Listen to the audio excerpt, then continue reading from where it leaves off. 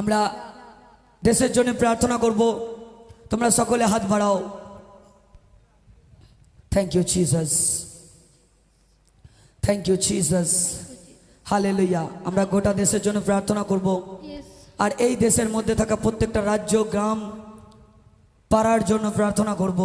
এবং প্রত্যেকটা বাসিন্দা যারা ভারতবর্ষে বাস করছে প্রত্যেকটা জনার জন্য আমরা মহান ঈশ্বরের কাছে সুরক্ষা চাইব।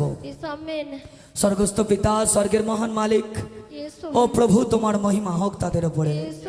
প্রত্যেকটি ভারতবাসী ও প্রভু গো ওপরে তুমি দয়া করো, তুমি আশীর্বাদ করো।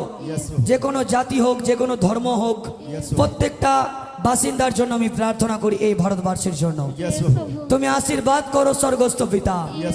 ও প্রভু আমি প্রার্থনা করি রিয়েলি তারা প্রতিনিয়ত স্বাধীন থাকুক, তাদের কোনো কিছুর ওপরে কোনো মানুষের অধিকার না থাকুক। আমি প্রার্থনা করছি প্রভু যিশুর নামে। তোমারই सही स्ट्रेटेजी से पढ़ाई करो और 2025 में गवर्नमेंट অভিষেক আশীর্বাদ সেই সমস্ত মানুষের উপরে হোক। তাদের বাড়িতে থাকা ছোট বড় বৃদ্ধ প্রত্যেকটা মানুষ ও প্রভুগ পরিবারে থাকা সেই ভারতবাসীর ওপরে সেই ওপরে তোমার আশীর্বাদ নেমে আসুক। যত ভারতবাসী প্রভুগ এই প্রভুগ দেশে বাস করছে তাদের পরিবারে থাকা ছোট বড় বৃদ্ধ প্রত্যেকটা মানুষের ওপরে তোমার দৃষ্টি সর্বদা তুমি পাত করো, সর্বদা তুমি তোমার কর্ণকে পাত করো।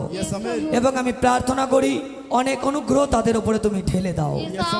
আমি এটাও প্রার্থনা করি যারা জানে না যেন তোমায় তারা জানতে পারে। তোমারই মহিমা হোক তাদের উপরে। তুমি সেই স্বর্গ থেকে তুমি তাদের অনুরোধকে, প্রার্থনাকে তুমি গ্রহণ করো।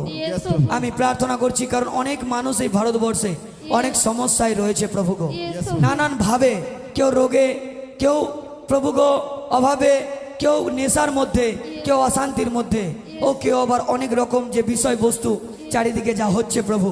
আমি তাই প্রার্থনা করি প্রত্যেকটা প্রভুগ বিষয়বস্তুর জন্য তুমি তাদের সুরক্ষা দাও। আমি জানি একমাত্র সেই সাহারা তুমি আছো, একমাত্র সাহারা তুমি আছো যে উপরে বসে আছো, সেই সৃষ্টিকর্তা নির্মাণকর্তা পরমেশ্বর। তাই অনেক আশীর্বাদ তাদের উপরে প্রতিনিয়ত হোক, সর্বদা হোক। আর তুমি তোমার ইচ্ছাকে সেই ভারতবাসীর উপরে তুমি পূর্ণ করো। ধন্যবাদ আমার প্রভু উদ্ধারকর্তা দয়ালু যীশু খ্রিস্টের নামে চাইছি। চিল্লে সকলে বলো আমেন, চিল্লে বলো।